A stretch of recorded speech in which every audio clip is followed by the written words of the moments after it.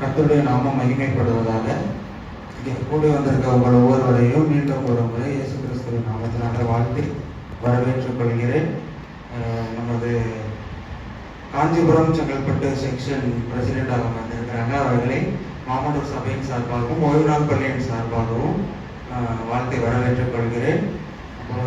மற்றும் திரு வேதநாயகம் அவர்கள் குடும்பத்தோடு வந்திருக்கிறார்கள். அவர்களையும் மாமண்டூர் சபையின் சார்பாகவும் ஓய்வு நாள் பள்ளியின் சார்பாகவும் வாழ்த்தி வரவேற்றுக் கொள்கிறேன். இன்னைக்கு பாடத்துக்குள்ள போகலாம். அதுக்குள்ள ஒரு சிறிய ஜபத்தோடு போகலாம். சிறிய ஜபத்தை சபரி லெசன் ஸ்டடி புரோச்சனை பிரிக்கலாம்.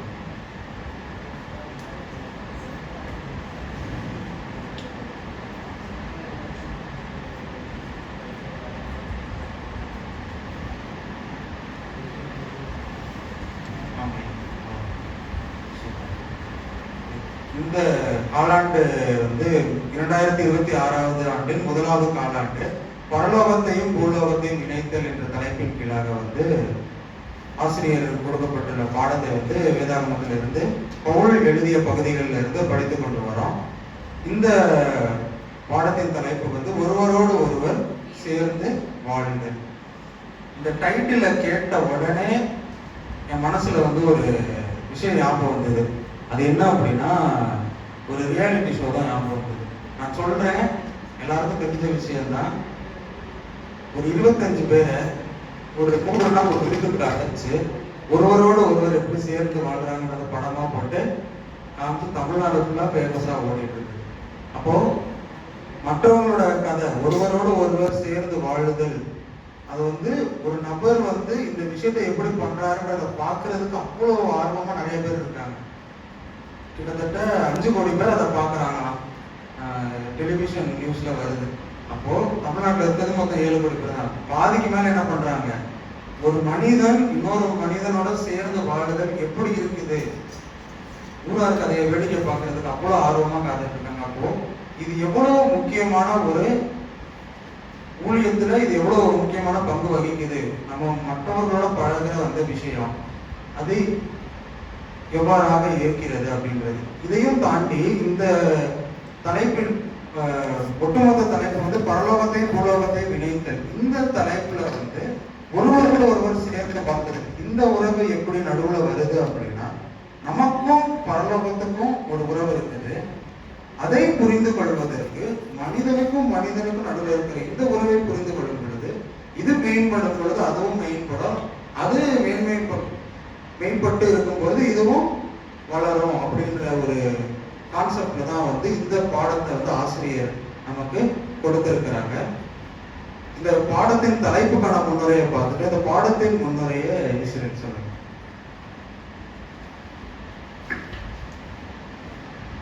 தேவனுடைய நாமத்திற்கு துதியும் மகிமை உண்டாவதாக. எல்லாரும் இப்பொழுதும் ஒருவரோடு ஒருவர் சேர்ந்து வாழ்தல் என்ற தலைப்பின் கீழாக நாம் பாடங்களை படிக்க இருக்கிறோம். கர்த்தராகிய தேவன் இந்த உலகத்தை படைக்கும் பொழுது நம்ம வசனத்துல பார்க்கிறோம், ஒரு காரியத்தையும் தேவன் படைச்சதுக்கு அப்புறம் இது நல்லது என்று கண்டார் அப்படின்ட்டு நம்ம வசனத்துல பார்க்கிறோம். ஆனா கர்த்தராகிய தேவன் மனுஷனை படைக்கும் போது மட்டும் மனிதன் தனிமையா இருப்பது நல்லதல்ல, அவனுக்கு ஏற்ற துணையை உண்டாக்குவோம் அப்படின்றது சொல்றாரு. அப்போ நம்ம புரிந்து கொள்ள வேண்டிய காரியம் என்னன்னா, படைப்பின் நோக்கம் மனிதனை படைப்பது. மனிதனை படைப்பதற்கான நோக்கம் மனிதன் கர்த்தரிடத்துல அன்புடையவனா இருக்கணும். மேலும் இங்க இருக்கிற சக மனிதர்களோடு அவன் அன்பும் நன்மையுமான ஒரு ஜீவியத்தை வாழணும் என்றதுக்காண்டி மனிதன் படைக்கப்பட்டான். கர்த்தர் 6ஆம் ஏவாளையும் சிருஷ்டித்ததுக்கு அப்புறம் நமக்கு அந்த உறவினுடைய வரிசைகள், ஆர்டர் ஆஃப் ரிலேஷன்ஷிப் நம்ம பார்த்தோம்னா கணவன் மனைவி பெற்றோர் பிள்ளைகள் அப்படின்ட்டு வருது. இன்றைக்கு நம்ம படிக்க இருக்கிற பாடங்களோட தலைப்பும் அதுதான். நீங்க ஞாயிற்றுக்கிழமை பாடத்துல தலைப்பை பார்த்தீங்கன்னாலும் கணவன் மனைவி, அடுத்த நாளுக்கான பாடங்கள் தலைப்பு பெற்றோர் பிள்ளைகள், அப்புறம் வேலை உறவுகள் அப்படின்ட்டு தொடர்ச்சியா வருது. எனவே ஒருவரோடு ஒருவர் சேர்ந்து வாழ்தல் என்பது கர்த்தர் மனிதனுக்காக பரலோகத்தில் திட்டமிட்ட ஒரு அன்பின் காரியம். இப்போ பாடத்துல நம்ம கொடுத்திருக்கிறபடி மனிதன் சேர்ந்து வாழ்றதுக்கு கர்த்தர் கொடுத்த ஒரு உறவு தான் இந்த குடும்பம். இந்த குடும்பத்துடைய முக்கியத்துவத்தை புரிஞ்சுக்க நம்ம ஒரு உதாரணத்தை பார்ப்போம். இந்த குடும்பத்தை நம்ம ஒரு நிறுவனம், அதாவது ஒரு கம்பெனியோட நம்ம ஒப்பிட்டு பார்க்கும்போது, ஒரு நிறுவனம் சுமூகமா இயங்கிறதுக்கு அந்த நிறுவனத்துல இருக்கிற ப்ரொடக்ஷன் டீம், மார்க்கெட்டிங் டீம் மற்றும் ஃபினான்ஸ் டீம் வந்து அவங்களுடைய வேலையை அவங்க கரெக்டா செய்யணும்.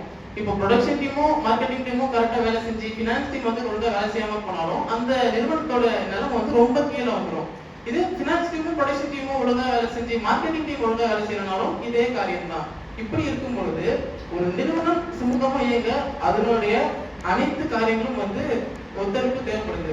இதே நம்ம குடும்பத்துல எடுத்துக்கிட்டோம்னா கணவன், மனைவி, பிள்ளைகள் இருக்கிற ஒரு குடும்பத்துல அந்த குடும்பம் வந்து சுமூகமா இயங்கிறதுக்கு அந்த கணவனுடைய பங்களிப்பு, மனைவியுடைய பங்களிப்பு, பிள்ளைகளுடைய பங்களிப்பு வந்து தேவைப்படுது. கணவனுக்கு என்ன பொறுப்பு? வேலைக்கு போயிட்டு சம்பாதிச்சு குடும்பத்துக்காக கொண்டு வரணும். மனைவிக்கு அந்த கொண்டு வந்த சம்பாத்தியத்தை குடும்பத்துக்காக சரியா கையாளணும். பிள்ளைகளுக்கு பெற்றவங்களுடைய கஷ்டத்தை புரிஞ்சு பெற்றவங்களுக்காகவும் தங்களுடைய எதிர்காலத்துக்காகவும் அவங்க வந்து படிச்சு நல்ல ஒரு அறிவை வளர்க்கணும். இப்படி இருக்கும் பொழுது, இப்படி அவங்களுடைய காரியங்களை அவங்க சிறப்பா செய்யும் பொழுது, சிறப்பா செய்யாவிட்டாலும் கரெக்டா செய்யும் பொழுது அந்த குடும்பத்துல ஒரு அமைதியான ஒரு அமைதியும் நிம்மதியுமான ஒரு வாழ்க்கை சூழல் ஏற்படும். இப்படி இருக்கும் பொழுது அந்த குடும்பத்துல ஆவிக்குரிய வாழ்க்கைக்கான சிந்தனையும் வளர்ச்சியும் இருக்கும். குடும்ப ஜெபம் செய்வது, வேதாகமம் வாசிப்பு போன்ற காரியங்களுடைய சிந்தனை இருக்கும். இதுக்கு மாறா கணவன் வேலைக்கு போகாம, மனைவியும் எப்பவுமே சண்டை போட்டுக்கிட்டு, பிள்ளைகளும் பெற்றோருடைய கஷ்டத்தை புரிஞ்சுக்காம இருக்கும் பொழுது அந்த குடும்பத்துல அமைதியான ஒரு சூழலே இருக்காது. இப்படி இருக்கையில அங்க ஆவிக்குரிய காரியங்களுக்கான எண்ணமும் வந்து இருக்காதனால குடும்ப ஜெபம், வேத வாசிப்பு போன்ற காரியங்கள் அங்க இல்லாம போகும்போது அந்த குடும்பத்துக்கு எப்பவுமே சண்டையும் சச்சரவுமா தான் இருக்கும். இன்றைக்கும் அநேக குடும்பங்கள் இப்படிதான் வந்து கஷ்டப்பட்டு இருக்காங்க. இப்போ வந்து பவுல் வந்து ஒரு கிறிஸ்தவ குடும்பம் விசேஷமா செயல்பட ஒரு நல்ல ஒரு ஆவிக்குரிய வாழ்க்கையை வாழ்றதுக்காண்டி ஒரு சில நீதிகளை நமக்கு முன்வைக்கிறாரு. அவைகளை குறித்து ஒரு சில நிமிடங்கள் நம்ம தியானிப்போம். ஒரு குடும்பம் அதுக்கு உள்ள இருக்கிற சிறப்பு விஷயங்கள் எல்லாத்தையும் சொன்னீங்க. வேதாகமம் எப்படி எதிர்பார்க்குது அப்படின்ற விஷயத்தையும் நீங்க முன்வைத்திருந்தீங்க. கல்யாணம் கட்டிப்பாரு, வீடை கட்டிப்பாருன்னு சும்மா சொல்லலை. ஏன்னா அதுக்குள்ள இருக்கிற விஷயங்கள் ஒவ்வொன்றும் பார்த்து பார்த்து பண்ண வேண்டியது. இதற்கான திறமை இருப்பவர்களால் என்ன வேணாலும் செய்யக்கூடும் அப்படின்ற ஒரு இதுல வந்து அந்த பழமொழி வந்து கொடுக்கப்பட்டது. குடும்பம் வந்து ஒரு நிறுவனத்திற்கு உதாரணமாக வைத்து சொல்லியிருந்தாங்க. அப்போ ஒரு குடும்பம் ஒரு நிறுவனத்துக்கு கம்பேர் பண்ணும் பொழுது எப்படின்னா, நம்ம ஒரு நாடே எடுத்துக்கிட்டோம்னா நாட்டுக்கு முதுகெலும்பு விவசாயிகள், நாட்டிற்கு தலைவர் வந்து இராணுவம், அப்படிலாம் இருக்கப்போ ஒரு நாடுன்னு வரும்பொழுது எப்படி எல்லா வேலைகளும் பிரிந்து ஒவ்வொரு உறுப்புகளா இருக்குதோ அதே போலதான் குடும்பமும். ஏன்னா ஒரு தனிப்பட்ட நபர், அடுத்து ஒரு குடும்பம், ஒரு குடும்பம் வந்து ஒரு சமூகம், ஒரு சமூகம் வந்து அடுத்த நாடு. இப்படியாக தான் வந்து அந்த சொசைட்டி வந்து கட்டமைக்கப்பட்டிருக்கு, சமூகம் வந்து கட்டமைக்கப்பட்டிருக்கு. அப்போ ஒரு குடும்பம் நல்லாக இருக்கும் பொழுது ஒரு நாடும் நல்லா இருக்கும் அப்படின்றது. அப்போ ஒரு நிறுவனம் நல்லா இருக்கணும்னா எல்லாமே இணைந்து செயல்படுகிறது. ஒரு குடும்பம் நல்லா இருக்கணும் அப்படின்னா அந்த குடும்பத்தில் இருக்கிற உறுப்பினர்கள் எல்லாருமே இணைந்து செயல்பட வேண்டும் அப்படின்றதுதான் ஒரு எதிர்பார்ப்பாக இருக்குது அப்படின்னு பாட ஆசிரியர் வந்து கொடுத்திருக்கிறாங்க. ஒரு நிறுவனம், செய்தி நிறுவனம், இங்கிலாந்தை சேர்ந்த ஒரு செய்தி நிறுவனம் வந்து அவங்களோட பேப்பர் சப்ளை வந்து யாரும் பேப்பரை வாங்க மாட்டேங்கிறாங்க, எதுக்கும் வாங்க மாட்டேங்கிறாங்கன்னு சொல்லிட்டு ஒரு 100 ஆண்டுகளுக்கு முன்பாக ஒரு ஆராய்ச்சி பண்றாங்க. அந்த ஆராய்ச்சியில எல்லா நிறுவனர்களும் வராங்க. வந்து இல்ல இப்ப நம்ம போடுற விளையாட்டு செய்திகள்ல ஆர்வம் இல்லையா, எதுல அவங்களுக்கு ஆர்வம் இல்லை, ஒருவேளை வணிகம் வந்து அதிகமா எதிர்பார்க்கிறாங்களா, வெளிநாட்டு செய்திகள் அதிகமா எதிர்பார்க்கிறாங்களான்னு சொல்லி உட்கார்ந்து செய்யப்பட்ட ஆலோசனையில கடைசியில் என்ன முடிவுக்கு வராங்க அப்படின்னா, நம்ம அதிகமா வந்து இந்த போர் பற்றின செய்திகளை வந்து நம்ம கொடுக்குறோம், அதனால வந்து இது டவுன் ஆகுது அப்படின்னு ரிசல்ட் வருது. இதுக்கு யாராலையுமே ஏத்துக்க முடியல. போர் போயிட்டு இருக்கு, போர் பற்றின சமயங்கள்ல அது முடிஞ்சு இப்பதான் கொஞ்சம் ரிலீவ் ஆகி வந்துட்டு இருக்காங்க. 2 உலக போர் முடிஞ்சிச்சு. மற்ற நாடுகளுக்கு நடுவே இருக்கிற செய்திகளை கொடுத்து ஜனங்க வாங்கி வாசிப்பாங்க அப்படின்னு சொல்லி அதை தான் அதிகமா வச்சிருந்தாங்க. ஆனா அது வந்து தவறாக வந்து விட்டது அப்படின்னு அவங்க ரிசல்ட்டை பாக்குறாங்க.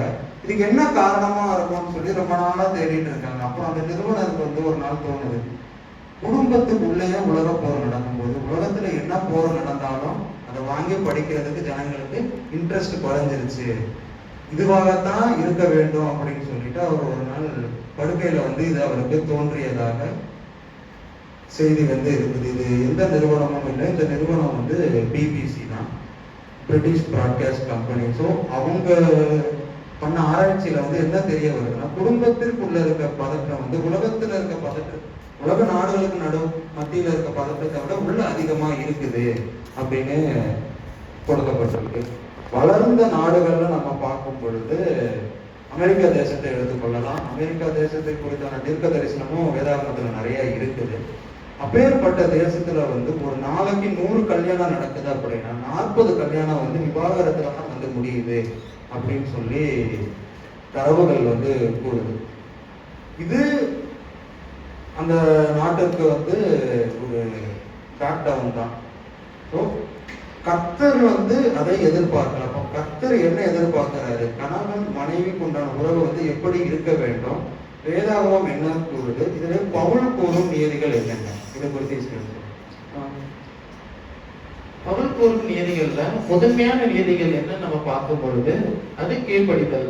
இப்போ கர்த்தர் வந்து ஆதாமும் ஏவாளையும் சிருஷ்டித்த பிறகு அவங்க கிட்ட முதலாவது அவர் எதிர்பார்த்தது என்னன்னா கீழ்ப்படிதல். அவர் என்ன செய்யறாரு? நன்மை தீமை அறிந்திருக்க கனியை முன்னாடி வச்சுட்டு நீங்க சாகாதபடி இதை வந்து புசிக்காம இருங்க அப்படின்ட்டு கீழ்ப்படிதலை அவங்க கிட்ட எதிர்பார்க்கிறாரு.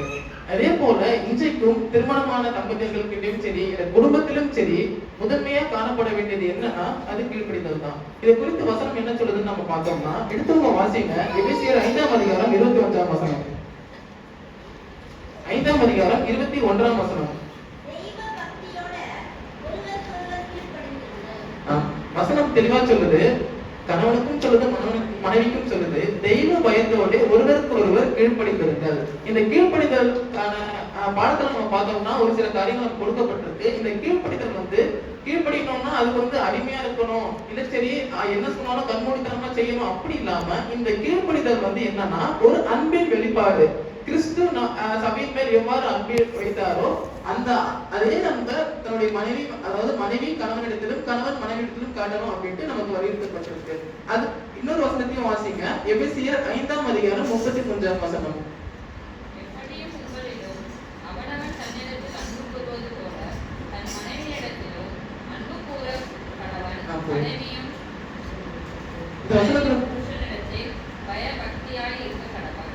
இந்த வசனத்துல பார்த்தோம்னா கணவருக்கு சொல்லப்பட்டிருக்கு, உங்களிலும் அவனவன் தன்னிடத்தில் அன்பு கூறுவது போல தன் மனைவியிடத்திலும் அன்பு கூற கடவன். நீங்க உங்களை எப்படிலாம் நேசிக்கிறீங்களோ, உங்க மேல உங்களுக்கு எப்படிலாம் நீங்க அன்பு கூறுறீங்களோ அதே மாதிரி உங்க மனைவியை நேசிக்கப்பா அப்படின்ட்டு கர்த்தர் நமக்கு சொல்றாரு. அப்போ இந்த கீழ்ப்படிதல்ன்றது அன்பின் வெளிப்பாடு. இதுக்கு ஒரு சிறந்த உதாரணம் நம்ம பார்த்தோம்னா, நம்ம கர்த்தருக்கு கீழ்ப்படுகிறோம் எப்படின்னா அவருடைய கட்டளைகள் நம்ம கை கொண்டது மூலமா அவருக்கு வந்து நம்ம கீழ்ப்படுகிறோம். இது வந்து அவர் வந்து நமக்கு ஆர்டர் போடல, நமக்கு அன்பா சொல்றாரு. நம்ம 10 கட்டளைகள்ல நம்ம பார்த்தோம்னா கொலை செய்யாதிருப்பாயாக, விபச்சாரம் செய்யாதிருப்பாயாக அப்படின்ட்டு நமக்கு ஒரு ரெக்வஸ்ட் ஃபார்ம்ல தான் ஆண்டவர் சொல்றாரு. எனவே தேவன் நம்ம இடத்துல எப்படி அன்பு கூர்ந்தாரோ அப்படி நம்ம வந்து அன்பு கூர்ந்து நம்ம வந்து கீழ்ப்படியணும். இன்னும் வந்து ஆழமா சொல்ல போனா, முதலாவது கணவன் மனைவியா இருக்கும்போது அவங்களுடைய பற்று வந்து யார் மேல இருக்கணும்னா கர்த்தர் மேல முதலாவது இருக்கணும். கர்த்தர் மேல இருந்ததுக்கு அப்புறம் தான் வந்து கணவன் மனைவின்ற அந்த கீழ்ப்படிதல் இருக்கணும். அப்படி இருக்கும்போது குடும்பத்துல எல்லாமே வந்து சுமூகமா இருக்கும் அப்படின்ட்டு படத்துல சொல்லப்பட்டிருக்கு. மேலும் இன்னும் ஒரு சில உதாரணங்கள் நம்ம பார்க்கும்போது, கீழ்ப்படிதல்ங்கிற வார்த்தைக்கு ஆங்கிலத்தில் வந்து சப்மிட்னு வார்த்தை போட்டிருக்காங்க. அது மூல பாச பிரகாரம் பார்த்தீங்கன்னா கீழ்ப்படிதல்னு சொல்ல ஒப்புப்படுத்துறது இல்லை. அது எப்படின்னா ஒருவருடைய வெற்றிடத்தை இன்னொரு நிரப்புதல். கணவன் மனைவிக்கு உள்ள அந்த வெற்றிடம் ஏதாவது இருந்தால் அது நிரப்பணும். அப்படி இருந்தாலும் அந்த குடும்பம் சுத்தமாக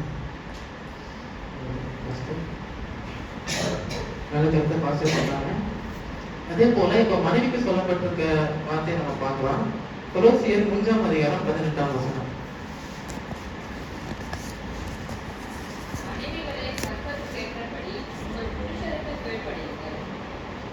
இந்த வசனத்துல நம்ம பார்க்கிறோம். இந்த வசனத்துல மனிதனுக்கு என்ன சொல்றாங்கன்னா, கர்த்தருக்கு கேட்கும்படி உங்கள் புருஷருக்கு கீழ்ப்படியுங்கள். நம்ம வந்து பாடத்துல பார்த்தோம்னா ஒரு சில காரியங்களும் வந்து நம்ம பாடாசிரியர் நம்ம கொடுத்திருக்கிறாரு.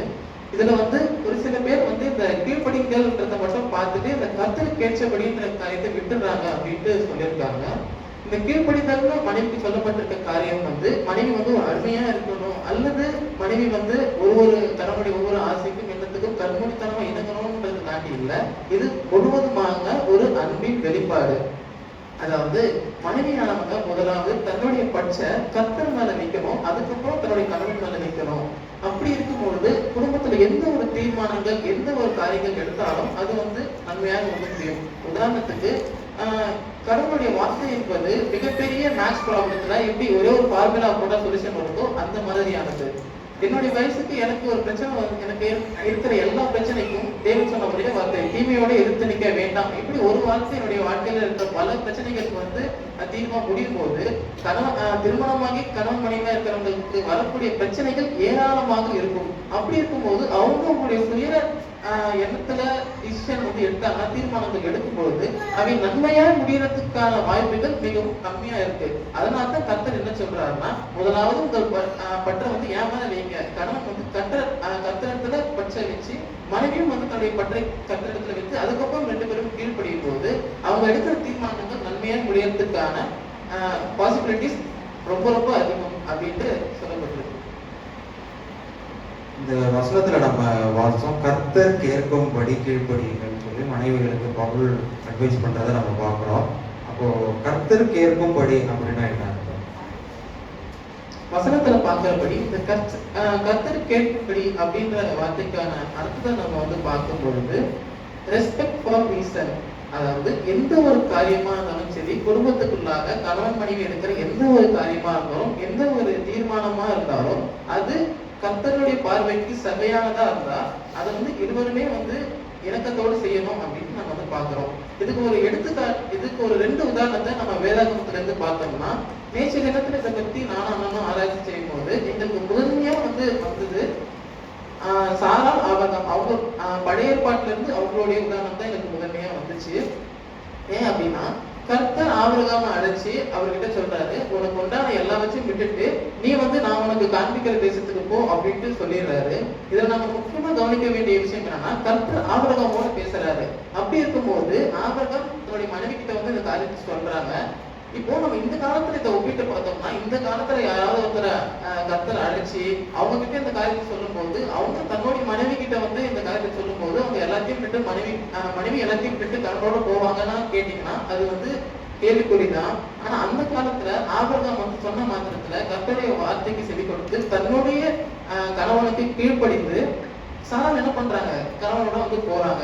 இதே மாதிரி புதிய ஏற்பாட்டுல இருந்து ஒரு உதாரணத்தை நம்ம பார்த்தோம்னா, ஆக்கில்லா பிஸ்கில்லா இவங்க வந்து அன்றைய நாள் இவங்க வாழ்ந்த வாழ்க்கையை வந்து இன்றைய நாளோட ஒப்பிட்டு பார்க்கும்போது ஒரு வெல் டெவலப்டு ஃபேமிலி ஸ்டைலு, அது மட்டும் இல்லாம நிறைய அவங்களுக்கு வந்து நல்ல ஒரு வேலை இப்படிலாம் இருக்கும் பொழுது அந்த காலத்துல அவங்க இப்படிலாம் வாழ்ந்துருக்காங்க.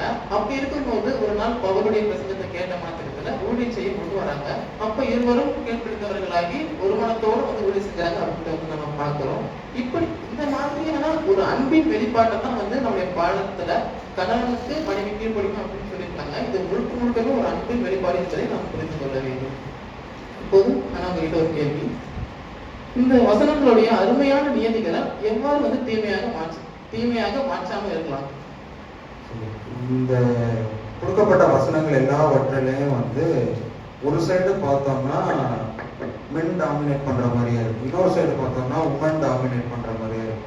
இது மொத்தமாக புரிந்து கொண்டா வந்து இதை தவறாம தீமையான கண்ணோட்டத்தோட அதை பயன்படுத்தாம இருக்கலாம். இப்போ இது வீட்டுல ஒரு எக்ஸாம்பிள் எடுத்துக்கலாம்.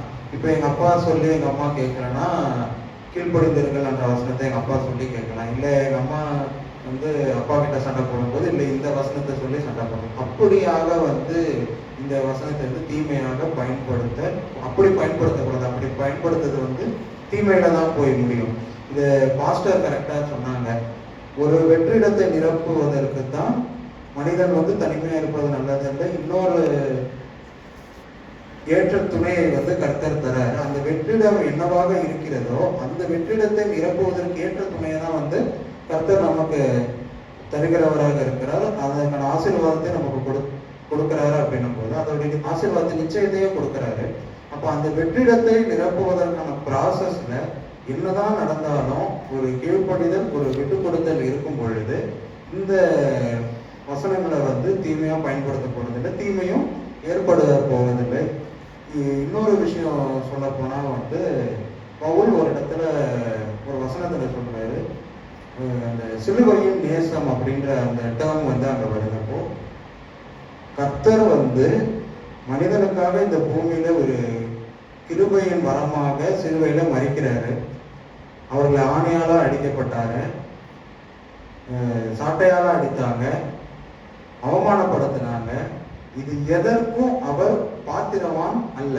அப்போ கிறிஸ்துவானவர் எப்படி கணவன்மார்கள் வந்து கிறிஸ்துவுக்கு முன்னடையாளமானவர்கள். அப்போ அந்த உறவுல வந்து நமக்கு ஏற்படும் தீமைகள் இல்லை இந்த உறவுனால ஏற்படும் கசப்புகள் வந்து அதற்கு நாம் ஏற்புடையவர்களாக இல்லை என்றாலும், உதாரணத்துக்கு மனைவி வசைப்பாடுவது வந்து கணவர் கேட்கும் பொழுது அது நாம் செய்த தவறுனால இல்லை, அதுக்கு நம்ம வந்து இந்த திட்டு எனக்கானது அல்ல அப்படின்னு நீங்க தெரிந்தும் பொழுது கோபப்படாம கிறிஸ்து எப்படி சிலுவையின் படை ஏற்றுக்கொண்டாரோ அதே போல ஏற்றுக்கொண்டு அதுக்கப்புறம் என்ன ப்ராசஸோ அந்த ப்ராசஸ்ல ஈடுபடும் பொழுது கண்டிப்பா எந்த ஒரு பிரச்சனையும் வராது. பாஸ்டர் சொன்ன அந்த வெற்றிடமும் நிரப்பப்படும்.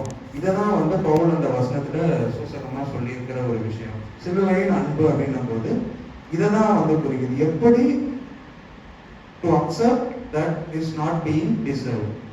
எனக்கு குறித்தானது அது அல்ல, ஆனாலும் நான் அதை ஏற்றுக்கொள்கிறேன் அப்படின்ற ஒரு அன்பு தான் வந்து சிலுவையின் அன்பு. அப்போ அதே போலதான் அன்பு இருக்க வேண்டும் அப்படின்னு பவுல் கூறும் நியதிகள் வந்து கணவன் இடத்துல இருந்து ஏற்பட வேண்டிய நியதிகள் வந்து பவுல் கூறுகிறதாக இருக்கிறது.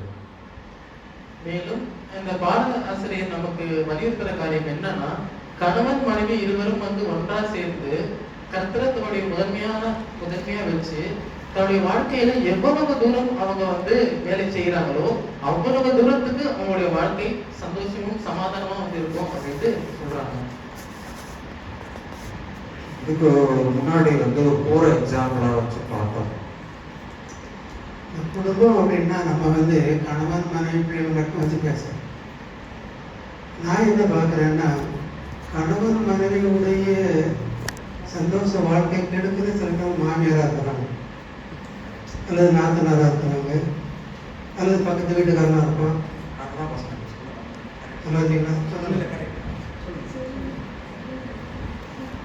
முதலாவது வந்து இளஞ்சிவேட் அவங்க எழுதுறத வச்சு பார்க்கும்போது டைரக்டா எழுதல, நான் படிச்சது புரிஞ்சதுல சொல்றேன். 3வது உலகப்போர் எப்படா வரும்னு ஒரு பதட்டம் இருந்துகிட்டே தான் இருக்கு. இதை குறித்து நான் இளஞ்சிவேட் என்ன சொல்றாங்க அப்படின்னு 4 புத்தகத்துல தேடி பார்த்தேன், 4 பேர்கிட்ட கேட்டு பார்த்தேன். அப்போ எனக்கு கிடைச்ச ஒரு பதில வந்து நான் இவ்வாறாக எழுதி வச்சிருக்கிறேன். என்ன அப்படின்னா, குண்டுகளை வைத்து 3வது உலகப்போர் அல்ல, குடும்பங்களை வைத்துதான் 3வது உலகப்போர் இருக்குது அப்படின்னு. இருக்கிறதுலே நாசமடைந்த நிலைமையில இருக்கிறது வந்து குடும்ப உறவு தான். எவ்வளோ தூரம் இருக்கு அப்படின்னா, குடும்ப உறவுல வர பிரச்சனையை வச்சு பேசி அது ஒரு ஷோவாகவே இப்போ பண்ணிட்டு இருக்காங்க. இப்போ இதை தாண்டி இன்னும் நிறைய போயிட்டு இருக்கு. அப்போ ஒரு குடும்பம் வந்து எவ்வளவு கேவலமான நிலையில இருக்கணுமோ அவ்வளவு கேவலமான நிலைக்கு வந்து வேகமா போயிட்டு இருக்கு. எல்லாரும் இன்னும் போல, இப்படியே போயிட்டு இருந்தா இன்னும் கொஞ்சம் வருஷத்துல எல்லாரோட குடும்பமும் அந்த நிலைமைக்கு வந்துடும். அப்படி இல்லாதபடிக்கு வந்து இருக்கணும் அப்படின்னு இளஞ்சிவேட் அவங்க ஒரு எச்சரிப்பின் செய்தியை வந்து நமக்கு கொடுக்குறாங்க. குடும்பம் அப்படின்றது வந்து ஒரு காம்போ பேக்கேஜ் மாதிரி. எப்படி ஒரு அடுப்பு வாங்கினா அடுப்பும் குக்கரும் சேர்ந்து ஒரு காம்போ, விலை 999 மட்டுமே அப்படின்னா எப்படி எல்லாரும் போய் வாங்குறாங்களோ அதே போல குடும்பம் அப்படின்றது வந்து ஒரு பேக்கேஜ், காம்போ பேக்கேஜ். கணவன் மனைவி, பெற்றோர் பிள்ளைகள். தமிழ் திருநாட்டில் வந்து முக்கியமான காம்போ வந்து மாமியார் மருமகள், பாஸ்டர் தான் சொன்னாங்க. இந்த காம்போ எல்லாமே சேர்ந்து தான் வந்து ஒரு குடும்பம் அப்படின்னு இருக்குது. ஒரு குடும்பம் அப்படின்னு வரும் பொழுது குடும்ப உறுப்பினர்கள் மட்டும் இல்லாம சொந்தக்காரங்க, நெய்பர்ஸ், ரிலேஷன்ஸ், இந்த மாதிரி நிறைய பேர் இருக்கிறாங்க. குற்றார் உறவினர்களும் வந்து குடும்பமாக தான் இப்போ நம்ம கலாச்சாரத்துல வந்து நம்ம பார்க்கணும். அப்போ பிரச்சனை வந்து கணவன் மனைவிக்குள்ள வந்தா எப்படி பார்த்துக்கணும் அப்படின்னு சொல்லி பவுல் கொடுத்த நியதிகள் எல்லாத்தையும் இப்போ நம்ம பார்த்தோம். மற்ற இடத்துல இருந்து பிரச்சனை வரும் பொழுது அப்போ எப்படி கையாளுவது அப்படின்ட்டு வேதத்தில் ஏன் கணவனை முக்கியத்துவம் கொடுத்துருக்குது அப்படிங்கிறத நம்ம புரிஞ்சுக்கிறோம்னா எபேசியர் 5ல் தெளிவாக கொடுத்துருக்குது. ஏன் கணவன் வந்து அங்கே முக்கியம்? சபைங்கிறது யாரு? இயேசு கிறிஸ்து. அப்போ புருஷன், சபைங்கிறது மனைவி இல்லையா? அப்போ புருஷர்களுக்கு ஏன் அவ்வளவு இம்பார்ட்டன்ட்? நீங்கள் வந்து ஏதோ ஈக்குவலாக பேசுகிற மாதிரியே எனக்கு தோணுது அது ஒரு வசனத்தை வச்சுக்கிட்டு. பட் இங்கே இதை படித்த உடனே நீங்கள் என்ன சொல்கிறீங்கன்னு பாருங்கள். யார் மூலமாக ரட்சிப்பு வருதுங்கிறத நீங்கள் புரிஞ்சுக்கணும். ஏன்னா இந்த பாயிண்ட் வர்றதுனால நான் சொல்கிறேன், ஏன்னா விட்டுறக்கூடாதுங்கிறது. ஏன்னா எல்லாருமே அதே லெவல்லே போய்கிட்டு இருக்கோம். இங்கே பாருங்கள், அதாவது கிறிஸ்து சபைக்கு தலையாக இருக்கிறது போல புருஷனும் மனைவிக்கு தலையாக இருக்கிறார். அந்த அடுத்த பாயிண்ட் தான் அண்டர்லைன் பண்ணி வச்சுக்கோங்க. யாருனாலும் அவரே சரீரத்துக்கும் ரட்சகராக இருக்கிறார். ஒரு புருஷன் மூலமாக தான் நீ வந்து என்ன செய்ய முடியும்? ரட்சிக்கப்பட முடியும். அதுக்காகத்தான் மனைவிகளே, அடுத்த வசனத்தில் பாருங்க, சபையானது கிறிஸ்துவுக்கு கீழ்ப்படுகிறது போல மனைவிகளும் நீ ரட்சிக்கப்படணும்னா எதிர்த்து பேசி ஈக்குவல் இதெல்லாம் இருக்கக்கூடாது. அது எப்படின்னா வெற்றிடத்தில் நான் சொல்றேன், அதுக்கும் வெற்றிடம் இல்லை. மனைவிகளுக்கு வந்து ஃப்ரீடம் கொடுத்துருக்கிற கடவுள். பட் நீ ரட்சிக்கப்படணும்னு வந்தடா எதுக்கு அந்த மாதிரி வார்த்தைகளை சொல்லி வச்சிருக்காரு நம்ம புரிஞ்சுக்கணும். ஏன்னா மேட்டாக்கில் படிச்சுட்டு நம்ம அப்பா அம்மா தங்கச்சி இருக்காங்கன்னு போயிடக்கூடாது. எல்லாருமே இதை தெரிஞ்சுக்கணும். கிறிஸ்துவுக்கு கீழ்ப்படுகிறது போல மனைவி, அதாவது சபை, அதே போல வீட்டையும் அதுக்கு தான் கம்பேர் பண்றாரு. மனைவிகளும் தங்கள் சொந்த புருஷர்களுக்கு எந்த காரியத்திலையும், சும்மா ஒரு காரியத்தை சொல்லலாம், எந்த காரியத்திலும் கீழ்ப்படிந்திருக்க வேண்டும். அதுக்கப்புறம் தான் ஒருவருக்கு ஒருவர் அன்பு கொள்ளுங்க. இது எதுக்குன்னா நீங்கள் மறுபடியும் இதில் வந்து 3 எது கொலேசியர் 3ல் அருமையான வார்த்தைகளை பயன்படுத்தியிருப்பார். நான் சொல்கிறேன், இதில் என்ன குறைவு இருந்தாலும் நீங்கள் என்னத்தை ஏற்றுக்கிறணுமா, இந்த மனத்தாழ்மை இதெல்லாம் நீங்கள் 12லேருந்து வாசித்தீங்கன்னா உங்களுக்கு புரிஞ்சுப்பட்டு. நான் சொல்கிற ஒரே வார்த்தை, ஒருவரை இப்போ பாஸ்ட் சொன்னாங்கல்ல அந்த அந்த வெற்றிடம், அதுக்கு இந்த பதில் இருக்கு. ஒருவரை ஒருவர் தாங்கி ஒருவர் பேரில் ஒருவருக்கு குறைபாடு உண்டானால் கிறிஸ்து உங்களுக்கு எங்க வரணும்? அப்போ புருஷன் வந்து அந்த கடவுளுக்கு ஈக்குவலா அங்க சொல்லப்படுறதுக்கு காரணம் ஒரு மனைவியினுடைய ரட்சிப்பு. அவங்க இதைத்தான் முஸ்லீம்களும் சொல்றாங்க. அதனால தான் அவங்கள அவ்வளவு தூரம் பார்த்துக்கிறாங்க. ஆனால் நமக்கு அவ்வளவு தூரம் பொறுப்பு இருக்குது மனைவிகளை பார்த்துக்கிறது. அதுதான் சொல்றாரு. ஏன்னா அவங்க ரட்சிப்பு நம்ம கையில இருக்குது. என்னங்க இல்லை எங்க இருக்க, நான் பைபிள் உள்ளது சொல்றேன். நமக்குள்ள குறையெல்லாம் சொன்னா ரொம்ப பெருசாயிடும். என்ன சொல்றீங்க? இல்ல அவங்க நான் டெய்லி இந்த பாடத்தை தான் சொல்லியிருப்பேன், அவங்களும் புரிஞ்சுக்கிறாங்க. அதனால புரியலன்னா என் பக்கத்துல இருந்தே சொல்ல முடியாது. மற்றவங்கள மாதிரி ஒரு புருஷன் கிடையாது. இல்லை அவங்களுக்கு என்ன செய்யணுமோ அதை நம்ம செஞ்சிடணும் முதல்ல, இல்லைங்களா? என்ன கேட்டாலும் அவங்கள மறுவது எதுக்கு தெரியுமா? அவங்கள திருப்தி பண்ணுறதுக்கு தான் நம்ம என்ன செய்கிறோம்? கடவுள் படைத்திருக்கிறோம். அதுக்காக நான் சொல்கிறது தான் கேளுங்கிறது கிடையாது, அதிகாரமெல்லாம் இங்கே கிடையாது. நின்னுங்க, இவங்க இங்கே பாருங்க, இதில் ஒரே ஒன்று முடிச்சுட்டு அதுக்கப்புறம் நீங்கள் சொல்லுங்கள். கிறிஸ்து உங்களுக்கு மன்னிக்கிறது போல ஒருவருக்கு ஒருவர் மன்னியுங்கள். சிலவங்க மன்னிக்கவே மாட்டாங்க. இங்கே தான் பிரச்சனையே இருக்குது. இவை எல்லாவற்றின் மேலும், இங்கே இதையும் ஒரு பயங்கரமான அழுத்தமான ஒரு வார்த்தை, இவை எல்லாவற்றின் மேலும் பூரண சற்குணத்தின் கட்டாகிய அன்பை தருகிறது. பூரண யாரு? அவர். அதை செஞ்சுட்டா ஒன்றும் செய்யாது. அடுத்து நீங்கள் அடுத்த வசனத்தில் சொன்னால் ஒரு முடியவே சொல்லிடுவார். இதுக்கு என்ன பண்ணணும்? நீங்கள் இடைவிடாத ஜெபம் பண்ணணும்னு முடிச்சிடுவார். இவ்வளோதான். என்ன சரி, குடும்பத்துல வந்து ஒரு குடும்பம் ரட்சிக்கப்படுவதற்கான பொறுப்பு வந்து கணவன்மாரிடத்துல தான் கொடுக்கப்பட்டிருக்குன்னு வேதாகமம் அழுத்தமாக சொல்லுது. அதான் சாரும் சொல்லியிருக்காரு. அப்போ நமக்கு கொடுக்கப்பட்ட ஏற்ற துணை வந்து ரட்சிப்பின் பாதையை வழி நடத்துவதற்கு ஒரு கூடுதல் பவரும் வந்து கொடுக்கப்பட்டிருக்கு. அப்போ அவர்களுக்கு விட மனைவிகளை விட கணவனுக்கு கூடுதலான அதிகாரம் கொடுக்கப்பட்டிருக்கு. அந்த அதிகாரம் எதற்கு கொடுக்கப்பட்டிருக்குது அப்படின்னா அதையும் வேதாகமம் தெளிவாக சொல்லுது, குடும்பத்தை ரட்சிப்பின் வழியிலே வழி நடத்துவதற்காக. அப்போ பரலோகத்திற்கு மனைவி போகல அப்படின்னா கணவன் போறது தப்பு தான் அப்படின்னு எனக்கு இப்போ தோணுது. நீங்க சொன்னதை பாருங்க. அப்போ பொறுப்பு யார் தான் அப்படின்னா கணவர்களுக்கு தான் இருக்குது. அப்போ கன்க்ளூஷன் என்ன அப்படின்னா, அதிகாரத்தை உடையவர்கள் வந்து கணவர்களாக இருந்தாலும் அதிகாரம் கொடுக்கப்பட்டிருக்கிற நோக்கம் வந்து அன்பின் வெளிப்பாடாக ரட்சிப்பின் பாதையில அவர்களை வழி நடத்துவதற்கு தான். ஆனா ஒண்ணு இந்த உலகத்தை ஜெயிக்கணும்னா பொண்டாட்டி பேச்சை கேட்டாலும் மட்டும்தான் ஜெயிக்க முடியும். அதுதான் உலகத்துக்கும் உலக நீதிக்கும் கடவுளுடைய நீதிக்கும் வித்தியாசம். பெரிய பிரச்சனை என்ன பர்சன் இல்லைன்னா அவன் அவுட்டு, மற்றவன் சிரிப்பான், அவ்வளோதான் ஹீரோ. அப்போ இவையும் புருஷன், அதாவது மனைவியும் புரிஞ்சுக்கணும். ஏன்னா நீங்கள் இந்த முஸ்லீம்கள் வேலைக்கே அனுப்ப மாட்டாங்க. ஏன் தெரியுமா? அவங்க அவ்வளவு பொண்ணும் பொருளும் போட்டு மனமெல்லாம் பார்த்தீங்கன்னா அந்த அளவுக்கு வச்சுருப்பாங்க. ஏன் தெரியுமா? இந்த வசனம் அங்கேயும் இருக்குது. அந்த மனைவிகளை ஏன் அவ்வளவு தூரத்துக்கு தாங்குறாங்கன்னா இதுதான். ஏன்னா அவங்களும் தன்னுடைய சரீரம் ஒரே சரீரமாக இருக்கிறதுனா அவன் அவ்வளவு நம்ம வந்து சும்மா தள்ளி விட்டுறக்கூடாது. ஆனால் இதில் வந்து புருஷனுக்கு அதிகாரம் கிடையாது, அந்த அன்பின் அந்த இதைத்தான் சொல்லணும். அதிகாரங்கிற வார்த்தையை எடுத்துருணும்.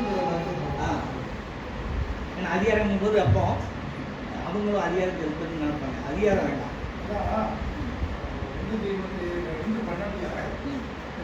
சில குடும்பங்களோட பிரச்சனை வருவதற்கு காரணமே மனைவியானவர் தன் புருஷன் மீது அதிகாரம் செலுத்தும்.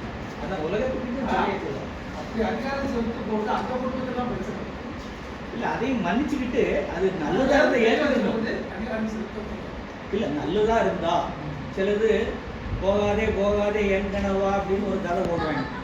அது சொல்லும் போது எது நல்லது கெட்டதுன்னு அதை கேட்கணும். அதுக்கு தான் அந்த வெற்றிடம்னு பாச சொன்னது. அதுக்காக ஒரே அடியாகும் சில குடும்பத்தில் நல்லா இருக்கும். ஆலோசனை நல்லா இருந்தா இல்லை, அந்த புருஷனுக்கு வழிகாட்டியா கூட இருப்பாங்க ஒருவேளை. அதுக்காக நம்ம வந்து ரெண்டையும் ஆனால் புருஷன் தான். அது ஏன் தெரியுமா? அந்த மனைவிக்கு கடவுளை அறிவு இருக்குன்னா புருஷனும் தேவைன்னு வச்சிருக்கிறாங்க. நல்ல கருத்து. கடைசி என்ன கன்க்ளூஷனுக்கு வந்திருக்கோம் அப்படின்னா, கணவன்மார்களுக்கு அதிக பொறுப்பு கொடுக்கப்பட்டிருக்குது. அந்த பொறுப்பை கண்டிப்பாக நிறைவேற்ற வேண்டும். அதே போல மனைவிகளுக்கும் ஒரு சில பொறுப்பு கொடுக்கப்பட்டிருக்கு. அந்த பொறுப்பையும் வந்து அவர்களும் நிறைவேற்ற வேண்டும். அது உலக பிரகாரமாக பார்க்கும்போது கூட குறைய தெரிய வாய்ப்பு இருக்குது. ஆனால் பரலோகத்தின் பிரகாரமாக பார்க்கும்போது எல்லா பொறுப்புக்கான கஷ்டமும் ஒரே லெவலாக தான் இருக்குது. சரி, அடுத்து இந்த குடும்பத்துல வந்து முக்கியமான விஷயம் என்ன அப்படின்னா, பாடத்தை ஒரு இடத்துல கொடுத்துருக்காங்க.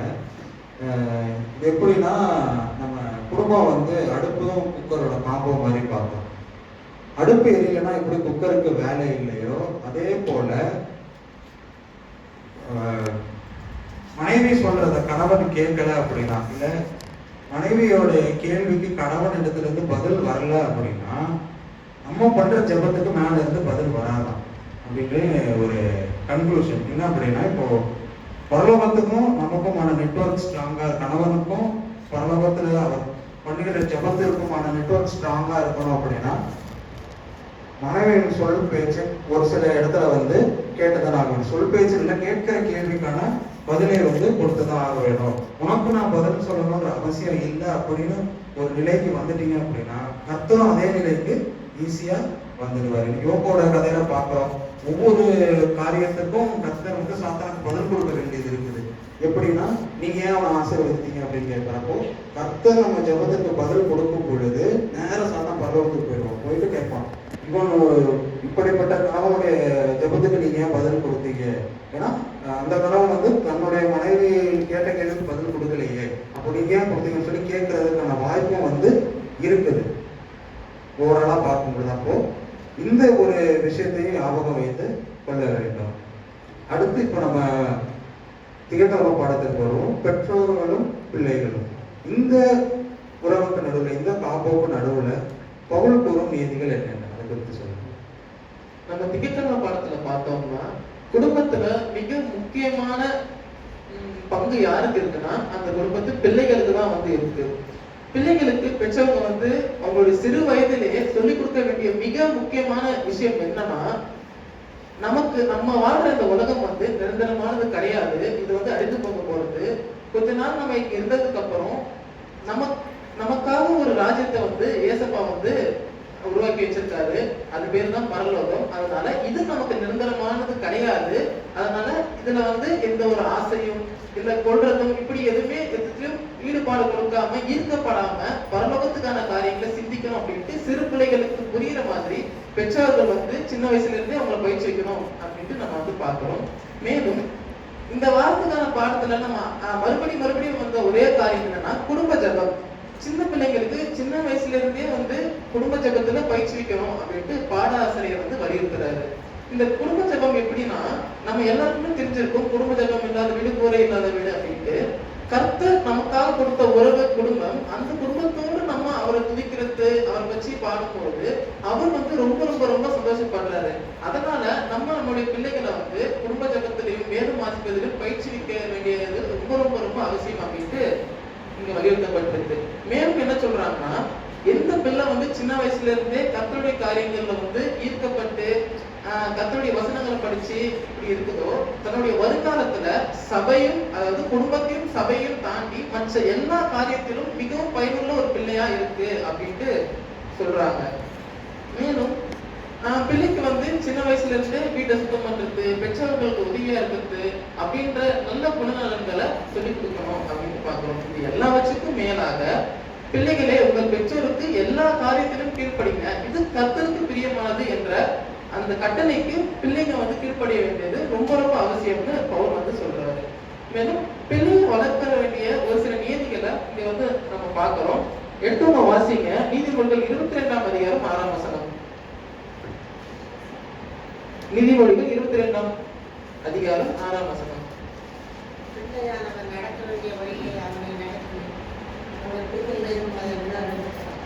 இந்த வசனத்துல நம்ம பார்த்தோம்னா, பிள்ளையானவனை நடத்த வேண்டிய வழியிலே அவன் நடத்து, அவன் முதிர் வயதிலும் அதை விடாதிருப்பான் அப்படின்னு சொல்லப்பட்டிருக்கு. இப்படி நம்ம வந்து பிள்ளைகளை வந்து நம்ம வளர்க்கும் பொழுது நம்ம கவனித்து கொள்ள வேண்டிய மிக முக்கியமான ஒரு காரியமும் இருக்கு. அதை வாசிங்க, கொலோசியர் 3ஆம் அதிகாரம் 21ஆம் வசனம்.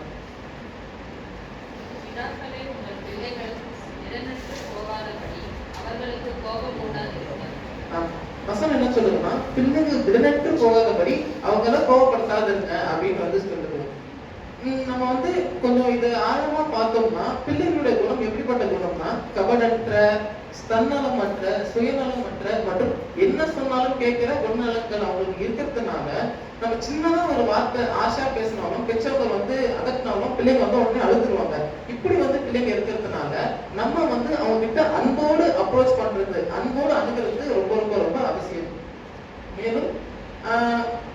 மேலும் ஒரு ஆராய்ச்சியில என்ன கண்டுபிடிச்சிருக்காங்கன்னா, எந்த குடும்பத்துல அப்பாவும் அம்மாவும் சேர்ந்து சபைக்கு போறாங்களோ அந்த குடும்பத்து பிள்ளைகள் வந்து மிக உற்சாகமாக சபைக்கு வர பாசிபிலிட்டிஸ் ரொம்ப ரொம்ப அதிகமா இருக்கிறதா ஒரு ஆராய்ச்சியில வந்து கண்டுபிடிச்சிருக்காங்க.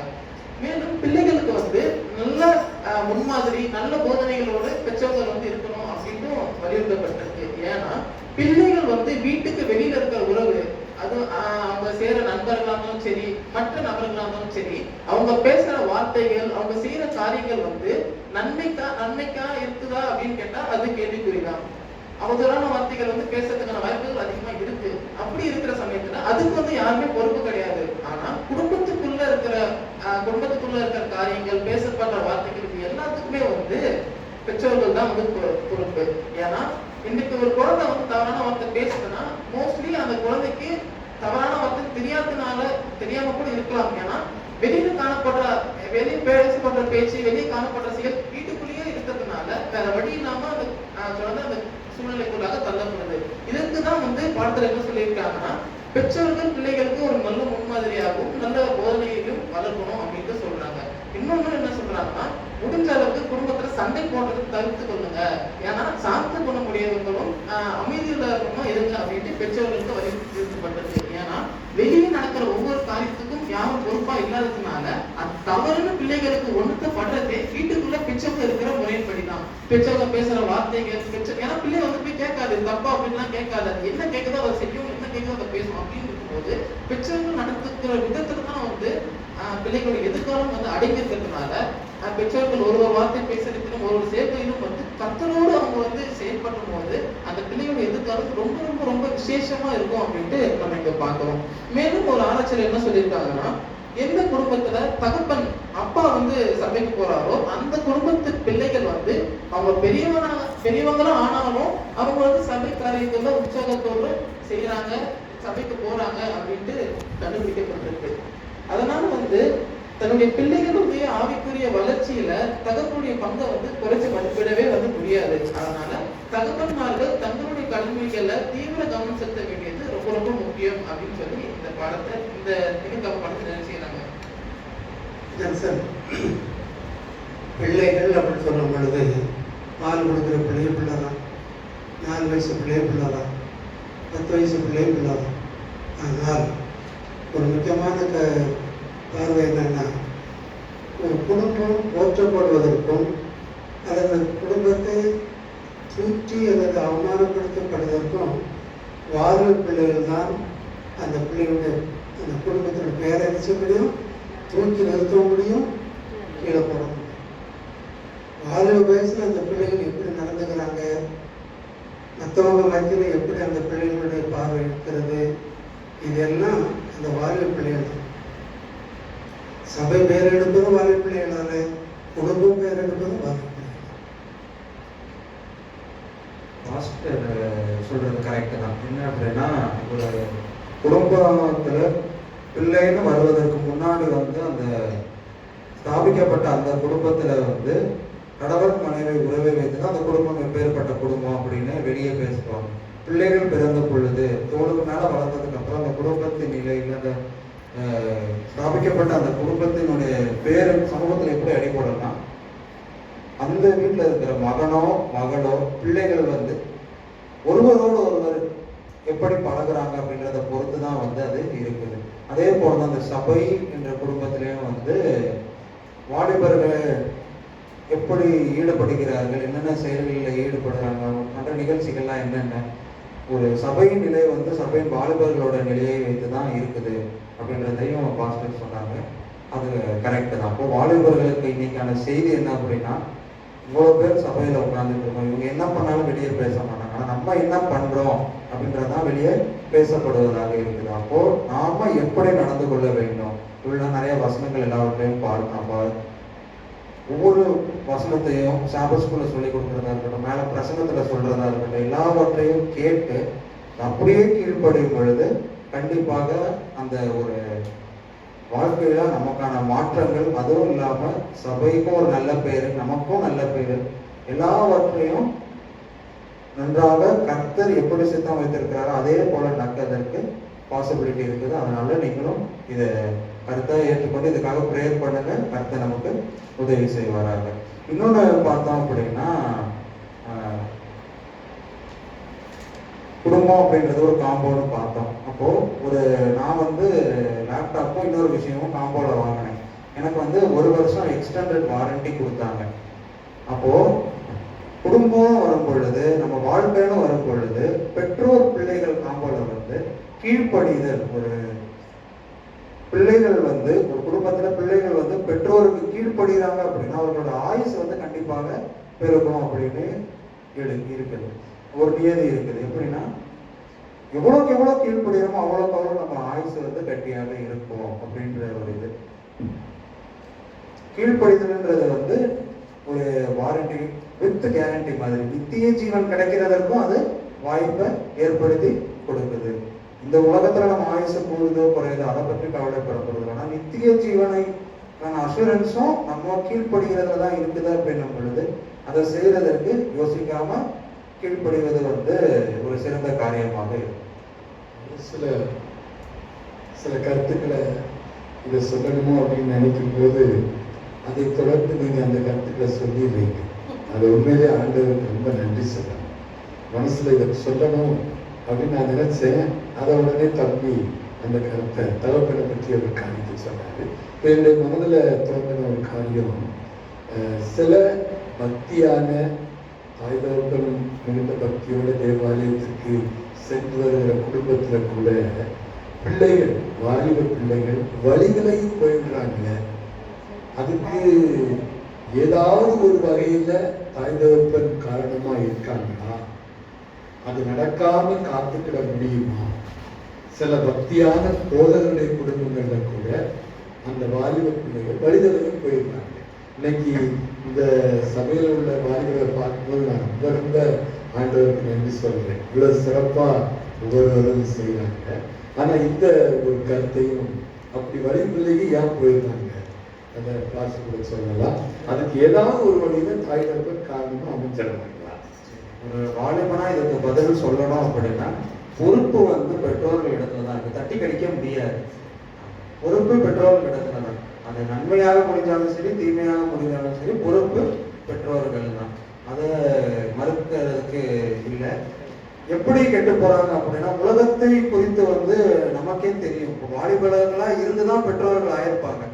அப்போ அவர்கள் சொல்லிக் கொடுக்க தவறும் பொழுதுதான் ப்ராப்ளம் ஸ்டார்ட் ஆகுது. நம்ம பாடத்துல பார்த்தோம்னா அதுதான் முன்னாடியே சொல்றாங்க, உங்க பிள்ளைகளுக்கு முன்னாடி நீங்க என்ன சொல்லிக் கொடுங்க, இது வந்து நம்ம இருக்க போறது கிடையாது. ஏன்னா ஒரு தடவை ஆண்டவர் என்ன சொல்றாரு, 2 எஜமான்களுக்கு நம்மளால ஊழியம் செய்ய முடியாது. உலகத்தை நேசிச்சுட்டு பரலோகத்தை நம்மளால நேசிக்க முடியாது. அப்படி இருக்கும்போது சின்ன வயசுல இருந்து பிள்ளைகளுக்கு நம்ம நிரந்தரமா இருக்க போறது கிடையாது, இதுல எந்த ஒரு ஆசையை கொள்ளாதீங்கன்னு பயிற்சி விட்டு வளர்க்கும் போது அவர் என்ன சொல்ல வர்றாங்கன்னா, எல்லாம் பண்ணிடுறாங்க, ஒரு போயிட்டு சொல்ல வேண்டிய காரியத்தை அதுக்கப்புறம் வழி விலகுறாங்க. அது எதுக்குன்னா, இல்ல அதுக்கு தான் இந்த ஒரு காரியத்தை சொல்லியிருக்கிறாங்க. நீங்க பிரசங்கிக்கு போன மறுபடியும் வாலிபனே எப்படி இதை மட்டும் சொல்லாம இருந்திருப்பாங்க. எது நீ மகிழ்ச்சியா இருந்து மட்டும் சொல்ல மாட்டாங்க, கண்டிஷனாவே சொல்லியிருப்பாங்க. அங்க போன உடனே அவனுக்கு மகிழ்ச்சி தெரியும். இங்க எப்படி தெரியுமா, வாலிபனே உன் இளமையிலே சந்தோஷப்படு. என்னடா இளமையில சந்தோஷப்படுனா இந்த பெற்றோர்கள் இப்படியே திட்டுறாங்கன்னு எப்போ யோசிக்க தோணும்? வாலிப பிராயத்தில்.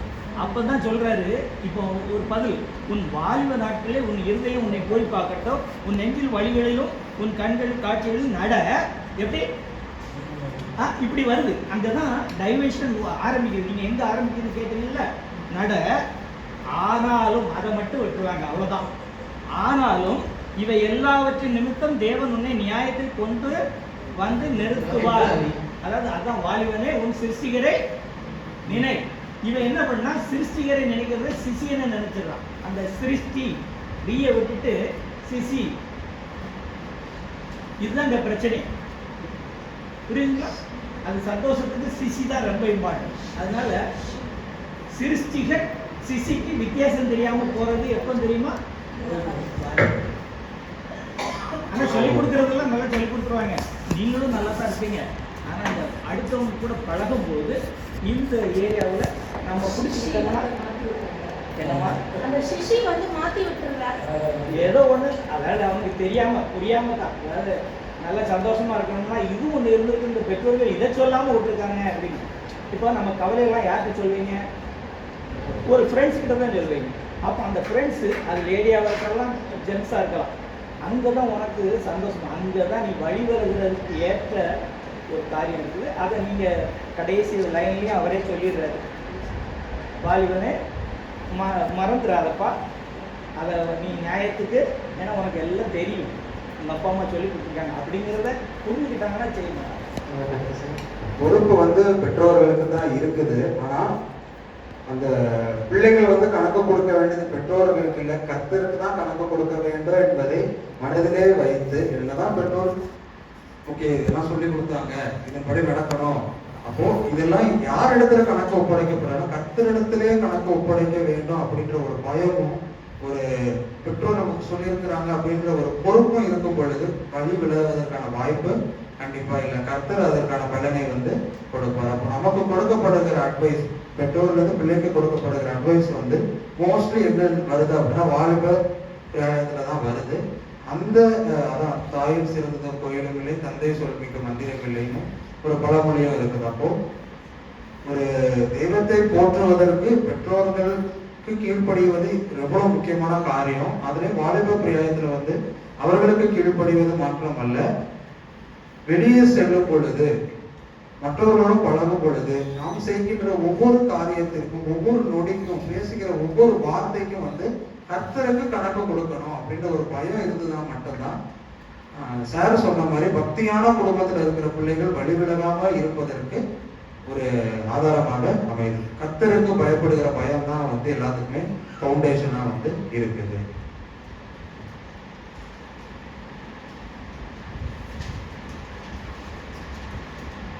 இவ்வளவு நேரம் ஒருவரோடு ஒருவர் சேர்ந்து வாழ்தல் என்ற தலைப்பின் கீழாக குடும்பத்துக்கு உள்ள இருக்கிற உறவுகளை பற்றி பார்த்தோம். இதுக்கப்புறம் குடும்பத்துக்கு வெளியே இருக்கிற உறவுகளை பற்றி நம்ம பார்ப்போம். ஒரே ஒரு கருத்து. பிள்ளைகள் பெற்றோருக்கு கீழ்ப்படிதல் கற்பனையை கை கொள்வது 5ஆம் கற்பனை மட்டுமல்ல, தாயின் கற்பனையும் கடன் பண்ண அது மட்டும் இல்லை. பெற்றோர்கள் வயதாகும் பொழுது அவர்களுக்கு ஏற்படுகிற பலவீனத்தில் பிள்ளைங்க நினைச்சுன்னு பார்க்கணும். ஆமாம், அன்பையும் காட்டணும், அது மாதிரி உருவத்தை எரிசலும் காட்டணும். அவருடைய பெற்றோர்கள் வயதான ஆகாத அவர்களுக்கு பாரங்கள் அதிகமாக, அந்த பாரங்களை சுமக்கிறது யாருன்னா பிள்ளைகள். அதான் கீழ்ப்படிதல்ங்கிறது இதுவும் பொருந்தும். அப்போ பிள்ளைகள் வந்து எரிச்சலாம்னா பெற்றோர்களுடைய பாரங்களை எரிச்சலும் தாங்கி நடத்தணும். அது மட்டுமல்ல, வயதான நேரங்கள்ல அவர்களுடைய பராமரி சில ஆசிரமத்தில் நடத்திருக்கணும், கையில் வச்சு பராமரித்து அந்த காரியங்கள்ல பிள்ளைகள் பெற்றோர்கள் இந்த காரியங்கள் செய்வதும் கீழ்ப்படிதலில் ஒன்று. அப்போ கீழ்ப்படிதல் என்றது வந்து சொற்பேச்சை கேட்பதோடு மட்டும் நிற்கல. 5வது கற்பனையை கை கொள்வது, உன் தகப்பனையும் தாயையும் கனம் பண்ணுவாயாக, கர்த்தர் உனக்கு கொடுக்கிற தேசத்திலே உன் நாட்கள் நீடித்திருப்பதற்கு உன் தகப்பனையும் உன் தாயையும் கனம் பண்ணுவாயாக, அதோட மட்டும் நிற்கல. அந்த கனம் பண்ணுவாயாகன்னு கூட இல்லை. அப்போ கிறிஸ்துவின் பிரமாணம் எப்பொழுது நிறைவேறும் அப்படின்னா, ஒருவர் பாரத்தை ஒருவர் சுமந்து, குடும்பத்திற்குள்ளாகவே ஒருவர் பாரத்தை ஒருவர் சுமந்து கிறிஸ்துவின் பிரமாணத்தை நிறைவேற்றப்போ பெற்றோர் சொல்லுக்கு கீழ்ப்படியதோட நிற்கல, 5வது கற்பனையை கீழ்ப்படியதோட நிற்கல.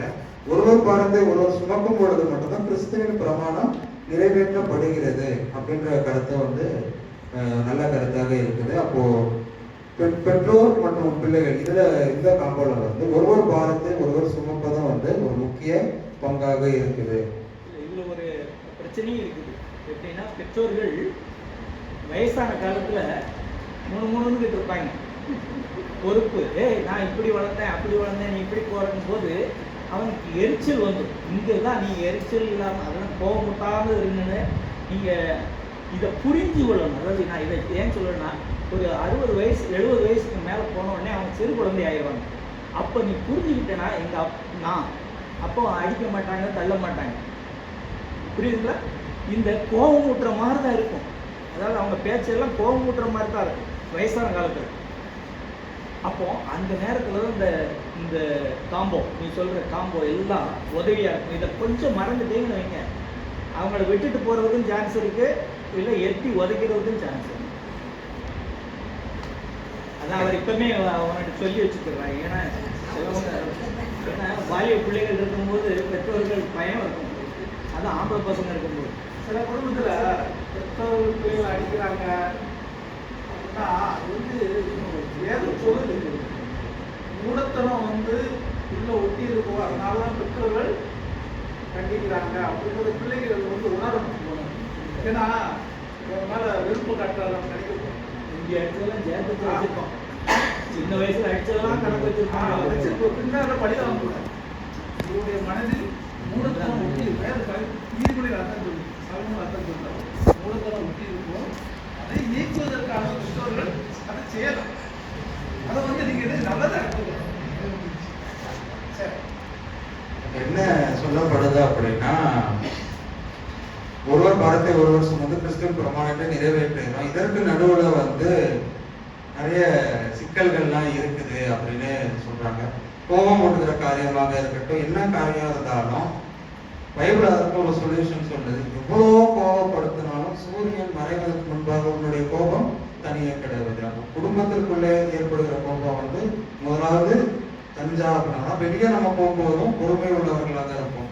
பொறுமை உள்ளவர்களுக்கு இந்த பூமியவே தரேன்னு சொல்லி கர்த்தர் சொல்லியிருக்கிறார். அப்போ புதிய பூமி கிடைக்கணும் அப்படின்னா பொறுமை வந்து ஒரு முக்கிய காரணம். அந்த பொறுமையை நம்ம எங்கிருந்து பிராக்டிஸ் பண்ணணும்னா குடும்பத்துக்குள்ளேயே வந்து ஃபர்ஸ்ட் பிராக்டிஸ் பண்ணணும். மோஸ்ட்லி இது யாருக்கு அப்படின்னா பிள்ளைகளுக்கு தான். அப்போ இந்த கருத்துல வந்து எனக்கு உடன்பாடு எட்டப்படாத கருத்து வந்து, நீங்கள் எதை விதைக்கிறீர்களோ அதை தான் அறுக்க போகிறீர்கள். அப்போ நீங்க விதைக்கும் போது உஷாரா விதைச்சிங்கன்னா தான் உண்டு. பலன் நல்லா இருக்கணும்னு எதிர்பார்க்கவே கூடாது. எதை விதைக்கிறோமோ அதை தான் அறுக்கப்படும் அப்படின்றது. என்னதான் கீழ்ப்படிதல் எதிர்பார்த்தாலும் கீழ்ப்படிதல் கிடைக்கும். எதை எதிர்பார்த்து விதைக்கிறோமோ அதுதான். இதோட விட்டுறவங்க, அப்படி நினைச்சா கடவுள் அதான் இப்போ புருஷர்களே கேர்ஃபுல்லாக இருக்கும்போது நீ இந்த பாயிண்டோட போகக்கூடாது எல்லாருக்கும். ஏன் தெரியுமா? அதாவது நான் மன்னிக்கிறது போல இந்த இதில் வந்து அந்த ஐட்டம் வந்துடும். அதாவது அந்த பிள்ளைகள் இப்படி கரெக்டாக வளர்க்கும் போது என்ன இருந்தாலும் அவங்க வந்து அந்த மாதிரி செய்ய மாட்டாங்க. என்ன வருது, நீ முன்னாடி நீ என்னை அடிச்சல, இப்போ அவர் அடிக்க முடியாதுன்னு தூக்கி போட்டு மிதிக்காங்க. இப்போ அந்த நடக்குது. ஆனால் கடவுளுக்கு தெரிஞ்சவங்க அப்படி செய்ய மாட்டாங்க. ஏன்னா கடவுள் இவ்வளவு பெரிய நம்மளே உதவாதக்கிற நமக்காக விலை கொடுத்து அவருக்கு கிரயத்துக்கு வாங்கியிருக்கிறாரு அப்படிங்கிற ஒரு எண்ணம் நமக்கு எல்லாம் இருக்கும்போது அப்படி செய்ய மாட்டாங்க கிறிஸ்தவ பிள்ளைகள். இந்த கருத்தோட முடிக்க வேணாம், எதோட முடிக்கலாம் அப்படின்னு சார் சொல்றாங்க அப்படின்னா, நம் ஒவ்வொரு நாளும் கர்த்தரிடத்துல வந்து கர்த்தருடைய ஜெபத்துல வந்து ஜெபிக்கும் பொழுது, நாங்கள் மன்னிக்கிறது போல எங்களுடைய பாவங்களை எங்களுக்கு மன்னிங்க நம்ம கேட்கும் பொழுது அதை நாம் செய்கிறவர்களாக வந்து இருக்கணும். என்னதான் நமக்கு ஏற்படுத்தியது காயமாக இருந்தாலும் அது தவறாக இருந்தாலும் நாம் வந்து மன்னிக்கிற குணத்தை வந்து கண்டிப்பாக வைத்திருக்கிறவர்களாக வந்து இருக்கணும். பொறுமை இருந்தது அப்படின்னா கோபம் வராது. மன்னிக்கிற தன்மை இருந்ததுன்னா அன்பு வந்து நீங்காம கடைசி வரைக்கும் இருக்கும். அப்போ நாம ஒவ்வொரு நாளும் காலையில ஜெபிக்கும் பொழுது இன்னைக்கு பாவ மன்னிப்புக்குள்ளாக நம்ம அந்த விஷய உறவுக்கு வந்து தடையா இல்லாதபடிக்கு அன்பு நிலைத்து இருக்கணும். அப்படின்னா மன்னிக்கிற குணம் வந்து கண்டிப்பா இருக்கணும் அப்படின்றதையும் பார்க்கணும். ஒரு மனிதன் தன்னுடைய வேலை வருவதில் எவ்வாறு இருக்கணும் அப்படின்ட்டு பவுல் முன்வைக்கிற வேதாகமத்தில் நமக்கு முன்வைக்கிற நியதிகள் என்ன, அதை வச்சு கொஞ்சம் சொல்லுங்க. வேலைன்னு வரும் பொழுது நம்ம கல்ச்சர் படி பார்த்தோம்னா உத்தியோகம் வந்து புருஷ லட்சணம்னு சொல்லி சொல்லப்படுது. அப்போ வேலைக்கு அதிகமாக டிமாண்டா போற ஆட்கள் வந்து கணவனாக அப்படி இருக்கிறாங்க. மனைவிகளே போறலாம் வேலைக்கு போறாங்க.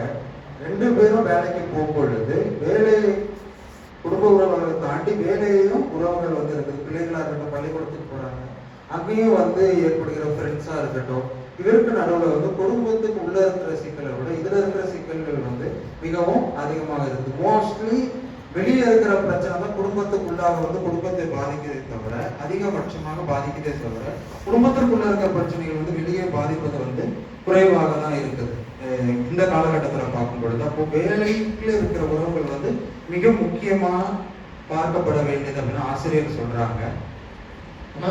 இந்த காலத்துல வந்து ஒரு பழக்கம் வந்து அதிகமா இருக்கு. அது என்னன்னா, வேலை செய்யற இடத்துல எஜமான் இருக்கும்போது வேலை செய்யறது இல்ல எஜமான் இருக்கும்போது வேலை செய்யற மாதிரி நடிக்கிற பழக்கம் வந்து இருக்கிறதுனால இதை குறித்து பாடம் நமக்கு என்ன சொல்லுது, அதை பற்றி சொல்லுங்க. இப்போ காலம் கடைசி காலம் ஆயிட்டதுனால அந்த ஒர்க்ல இருக்க வந்து ஒரு கமிட்மெண்ட் வந்து இப்போ குறைவாக இருக்குது. அப்போ முதலாளியானவர் முன்னிலையில தான் வேலை செய்து அப்படியே நடிப்பதற்கான அந்த குணங்கள் வந்து இப்போ அதிகமாக வளர்ந்துட்டு வந்து மோஸ்ட்லி எங்க அப்படின்னா ஃப்ரெஷர்ஸ்ன்னு சொல்லுவாங்க. முதலாவதாக வேலையை வாங்கி உள்ள வர்றவங்களுக்கு நடுவில் வந்து இந்த பழக்கம் வந்து அதிகமாயிட்டே இருக்குது.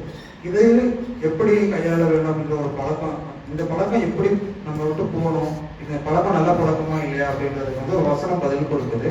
கொலோசையர் 3:22 எடுத்தவர்கள் வாசியங்கள். கொலோசையர் 3:22.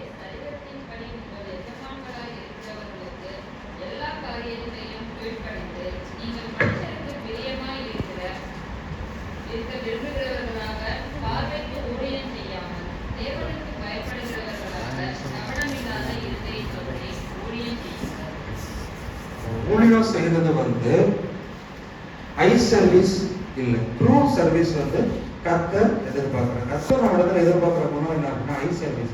ஐ சர்வீஸ்னா கண்ணு நம்மளை பார்க்கும்போது மட்டும் அப்படியே கீபோர்ட்ல டைப் படிச்சுக்கிட்டே கை கடை கடை கடை கடை வேலை செய்யணும். அப்படி கொஞ்சம் திரும்பினாலும் அப்படியே ரிலாக்ஸ் ஆகிடும். அப்படி இல்லாம எப்படி ஊழியம் செய்யணும்னா ட்ரூ சர்வீஸ்.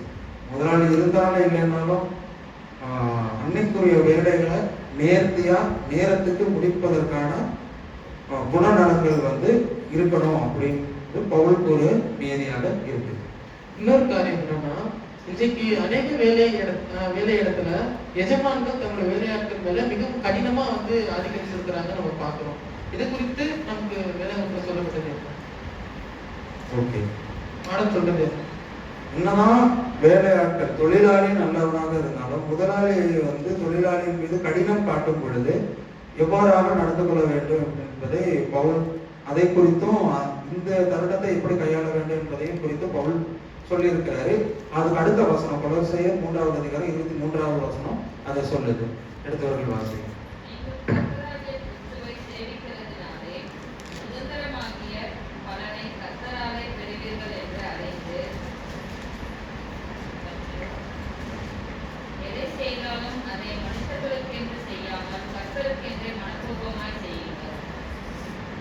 நமக்கு பலன் வந்து எஜமான இடத்துல இருந்து தான் வருது அப்படின்ற ஒரு எண்ணத்தை கலைத்து போட்டு நாம் செய்கிறதற்கான வேலைக்கான பலன் வந்து பரலோகத்திலிருந்து நமக்கு வருகிறது என்று எண்ணி நாம் முதல் எஜமான நம்மளை எவ்வாறாக நடத்தினாலும் மனப்பூர்வமாய் நம்ம அந்த வேலையில வந்து ஈடுபடணும். ஒரு ஃபுல் டைம் கமிட்மெண்ட் வந்து நம்ம கண்டிப்பா கொடுக்கணும். ஒரு வேலையை எடுத்துட்டோம் அப்படின்னா ப்ரேயர் பண்ணிட்டு மோஸ்ட்லி எடுக்கணும். அப்படி எடுத்துட்டோம் அப்படின்னா அதற்கான பலன் எல்லாவற்றையும் கர்த்தர் கொடுப்பாரு.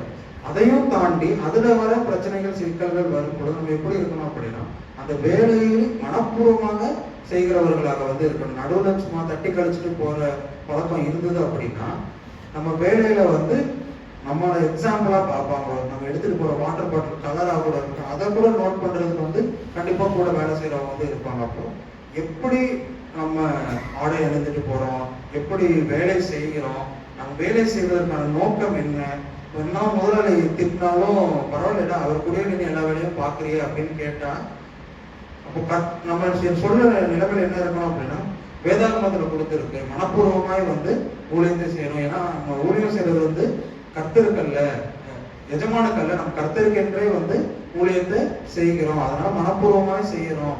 இப்படிதான் எனக்கு சொல்லி கொடுத்தாங்க, அதனால நான் செய்யறேன் அப்படின்னு ஒரு காரியத்தை முன்வைக்கும் பொழுது நம்ம வேலைக்கு போறதுக்கான அந்த பர்பஸே வந்து அங்கதான் நிறைவேறுது. வெளி உறவுகள்ல வந்து கர்த்தரை காண்பிக்கும் பொழுது, பரலோக உறவை நம்ம வெளி உறவுகளை வெளிப்படுத்தும் பொழுது இந்த ஒரு காரியம் மனப்பூர்வமாய் செய்கிற இந்த ஒரு காரியம் வந்து ஒரு முக்கிய நீதியாக இருக்குது. அது மட்டும் இல்லாம பேதுருவும் இதை குறித்து சொல்லுறாரு. 1 பேதுரு 2வது அதிகாரம் 18வது வசனம். எடுத்தவர்கள் வாசிகள் 1 பேதுரு 2வது அதிகாரம் 18வது வசனம். வேலைக்காரர்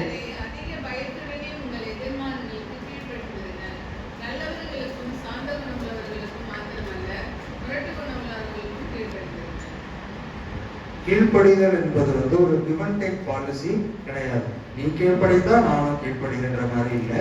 பேதுரு தெளிவாக சொல்றாரு, முரட்டு குணமுடைய எஜமான்களுக்கும் நீங்க என்ன பண்ணி தான் இருக்கணும், கீழ்ப்படிந்து இருக்க வேண்டும். அது வந்து ஒரு ஹெவன்லி கேரக்டர் அப்படின்றத வந்து முத்திரை ஹெவன்லி கேரக்டர் சீல் நம்ம வாங்கணும் அப்படின்னா அதுக்கு முக்கியமான இது வந்து எப்படிப்பட்ட இதுவாக இருந்தாலும் எஜமானுடைய நடக்கை எப்படிப்பட்டதாக இருந்தாலும் கீழ்ப்படிதல் வந்து அவசியமாக இருக்கிறது. இப்போ வேலைக்காரர்களுக்கு வேதாகமத்துல கொடுக்கப்பட்ட எச்சரிப்பை பத்தி பார்த்தோம். இப்போ எஜமான்களுக்கு வேதாகமத்துல கொடுக்கப்பட்ட எச்சரிப்பை பத்தி சொல்லுங்க. இவ்வளவு நேரமும் வந்து வேலைக்காரர்கள் வந்து எஜமான்கள் இடத்துல எவ்வாறாக இருக்க வேண்டும், பரலோகத்தின் உறவை குறித்து நம் வேலையில எப்படி தொழிலாளியாக இருக்கும் பொழுது வெளிக்காட்ட வேண்டும் என்பதை குறித்து பவுலுடைய நீதிகள் எல்லாவற்றையும் பார்த்தோம். இப்பொழுது வந்து எஜமானானவர் வந்து எப்படி இருக்க வேண்டும் அப்படின்னு பவுல் கூறுகிறார். கொலோசையர் 4வது அதிகாரம் 1வது வசனம்.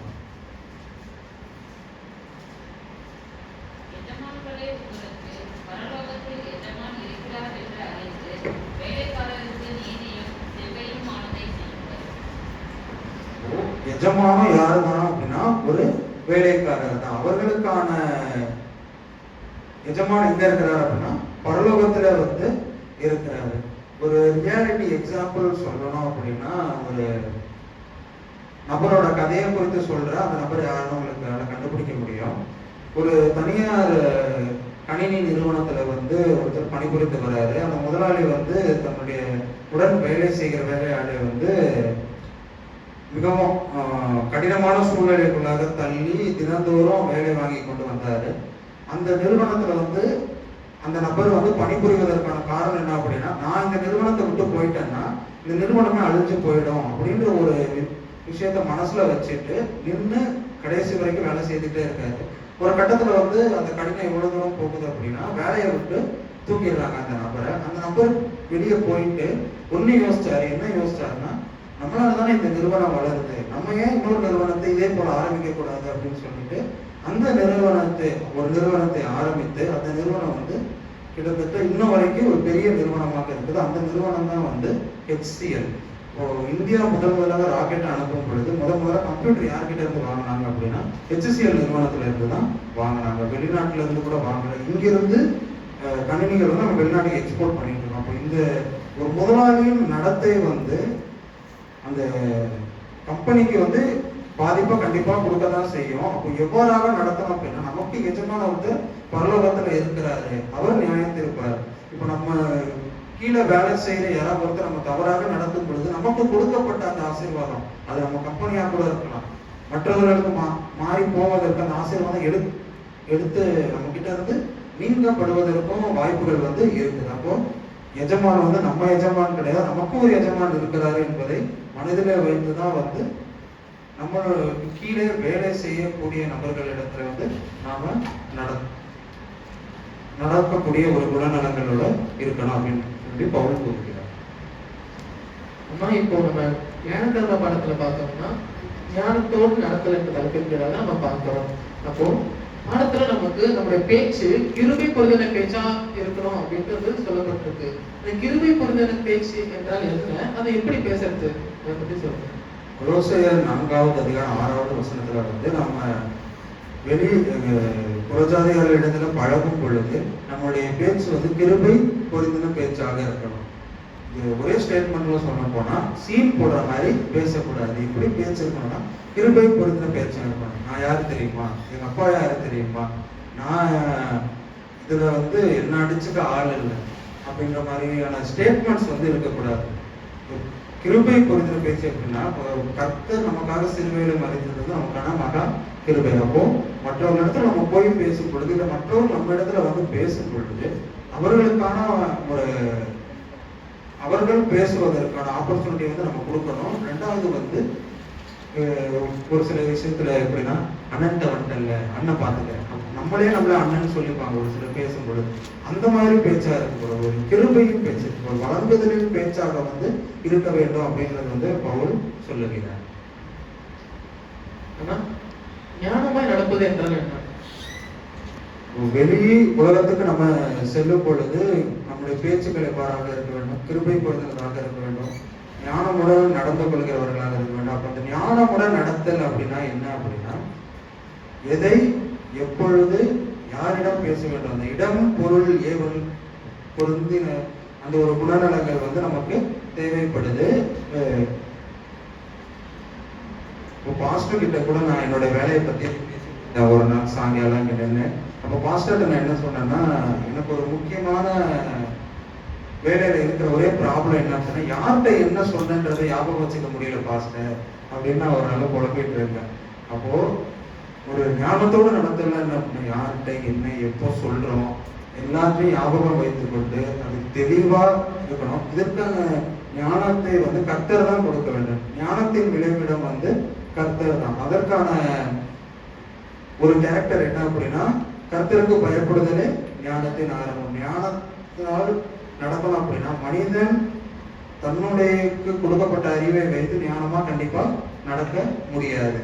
ஞானத்தை தருகிறவர் வந்து தேவன் தான். அப்போ நம்ம ஒரு பயபக்தியோட நம்மளுடைய வேலையில இருக்கும் பொழுதும் இல்லை வெளியில மற்றவர்களை பழகும் பொழுது ஒரு ஞானத்தோடு நடந்து கொள்ளணும் அப்படின்னா, கர்த்தருக்கு நம்ம பயந்தோம்னா ஞானம் கண்டிப்பா இருக்கும். ஞானத்தோடு நடந்து கொள்வது வந்து மிகவும் ஈஸியான ஒரு காரியமாக இருக்கும். இதுல ஒரு பாயிண்ட் வந்து வெளியில மட்டும் இல்ல, சபையில அந்த தலைமை தாங்கும் பொழுது எதை பேசணும், யாருக்கு இன்னைக்கு வந்து இப்போ நிறைய பேர் பெரியவங்களுக்கு மட்டும் பேசிட்டு போயிடுறோம். ஆனால் இளைஞர்களும் இருக்காங்க, வாலிபர்களும் இருக்காங்க, சிறுவர்.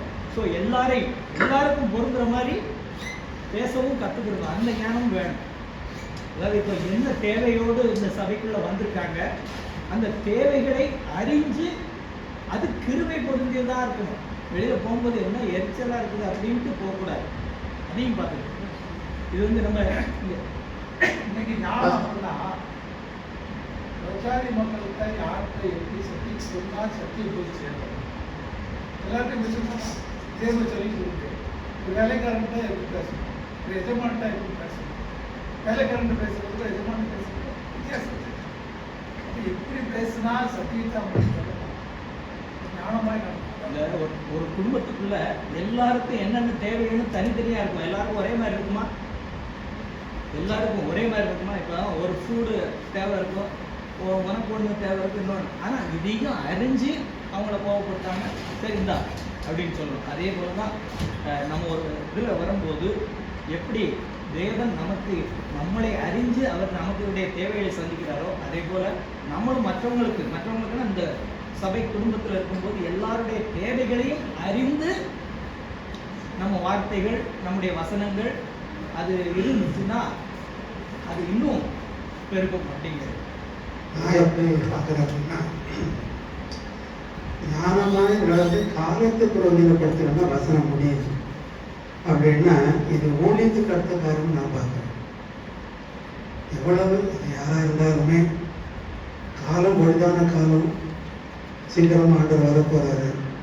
எந்த அளவுக்கு நம்ம ஊழியத்தை மேலே வாங்கி உள்ள பிள்ளைகளை எதை செய்யணும், எப்படி செய்யணும், நம்மளோட வாக்கில் எப்படி இருக்கணும், இதெல்லாம் அந்த மாதிரி ஒரு போக்கில் போகிறது தான் நான் யோசிக்கிறேன். பிறரிடத்திலே பழகுவதை குறித்து புரட்சிவாதிகள் இடத்துல மட்டும் இல்ல, சபையிலையும் அது மிகவும் அவசியமாக இருக்கு. நம்முடைய பேச்சு எப்படி இருக்க வேண்டும், கிருபை பொருந்தினதாக இருக்க வேண்டும். அனுபவங்களை எல்லாம் சேகரித்து எவ்வளவு ஞானத்தோடு நடந்து கொள்ள முடியுமோ, பேசுகிற ஒவ்வொரு வார்த்தைகளையும் சிந்தித்து நிதானமாக செயல்படும் பொழுது சபைக்கும் அது ஆரோக்கியமாக இருக்கிறது. பாஸ்டர் சொன்ன மாதிரி நம்ம பேசுகிற ஒவ்வொரு விஷயத்தினால காலத்தை பிரயோஜனப்படுத்திக் கொள்ளுங்கள் வசனம் முடியுது. அப்போ பேசுறது அப்படின்றது அது ஊழியமாகவே இருக்குது. அப்போ ஊழியத்தை சீக்கிரமாக செய்யணும் அப்படின்னா ஊழியத்துல நாம் ஈடுபடும் பொழுது காலத்தை பிரயோஜனப்படுத்திக் கொள்ள வேண்டும் என்ற நம்மளுடைய பேச்சு கர்த்தரிடத்துல இருந்து வருகிற பேச்சு போல இருக்கணும், வசனத்தை போல இருக்கணும், விசனத்தை போல இருக்கக்கூடாது. பவுல் வசனத்துல என்ன சொல்றாரு அப்படின்னா, பேச்சு உப்பால் சாரம் உள்ளதாக இருக்க வேண்டும், மிளகா பொடி போட்டு பேசுற மாதிரி எரிச்சல் பேச்சு இருக்கக்கூடாது அப்படின்றதுதான் பேசுவதுன்னு உள்ள இருக்கிற கருத்து. இந்த பாடத்துல 7 வகையான உறவுகளை குறித்து நம்ம பார்த்தோம். கணவன், மனைவி, பெற்றோர், பிள்ளைகள், வேலை, சபை மற்றும் புறஜாதியர் இடத்துல இருக்கிற உறவுகள். இந்த 7 உறவுகளிலும் நம்ம எவ்வாறாக நடந்து கொள்ளணும் அப்படின்றது இருக்குது. 7 உறவுகளும் நமக்கு எதை காண்பிக்குது அப்படின்னா, நமக்கும் பரலோகத்துக்கும் ஒரு உறவு இருக்குது. அந்த உறவை நம்ம இந்த 7 உறவுகளிடத்திலையும் ஒரு தனிப்பட்ட நபரை காண்பிக்க வேண்டும் என்பதை எம்பசஸ் பண்ணி தான் இந்த பாடம் நமக்கு கொடுக்கப்பட்டிருக்கு. அப்போ பரலோகத்துக்கும் நமக்குமான உறவு நீடிக்க இந்த உறவுகள் எல்லாம் வேணும். இந்த உறவுகள் எல்லாமே நீடிக்க நமக்கும் பரலோகத்துல இருக்கிற உறவு கண்டிப்பா தேவைப்படுது. இது ரெண்டுமே ஒரு கிவ் அண்ட் டேக் பாலிசி மாதிரி. எல்லாவற்றுக்கான ஞானமும் கர்த்தர் திறக்கிறவராக இருக்கிறார். கர்த்தரிடத்துல ஜெபித்து ஞானத்தை பெற்றுக்கொள்வோம். கர்த்தர் நம்மை ஆசீர்வதிப்பார். ஒரு ஜெபத்தோட முடிச்சிருவோம். உங்களை அதிகமாக நேசித்து காத்துல நடந்து நல்லா தரப்புனே கர்த்தரோட நாங்கள் ஜெபித்து ஆரம்பித்தப்ப இந்த பாடங்கள் எல்லாவற்றையும் நாங்கள் நன்றாக படிக்க நீங்கள் கிருபை செய்தீங்க. எங்களுக்கு தேவையான எல்லா கருத்தையும் நீங்கள் கொடுத்தீங்கப்பா. இதை நாங்கள் கற்றுக்கொண்டு வாழ்க்கையை தேர்ந்தவர்களாக இருக்க கிருபை செய்யுங்க. வாழ்க்கைகளுக்கு முக்கியமான செய்திகள் எல்லாவற்றையும் கொடுத்தீங்க. அதற்காக நன்றி. நாங்கள் இதை நினைவுகளை வைத்துக் கொண்டு இந்த நாமத்தை மேன்மைப்படுத்த கிருபை செய்ய நல்ல பிதாவே. ஆமென்.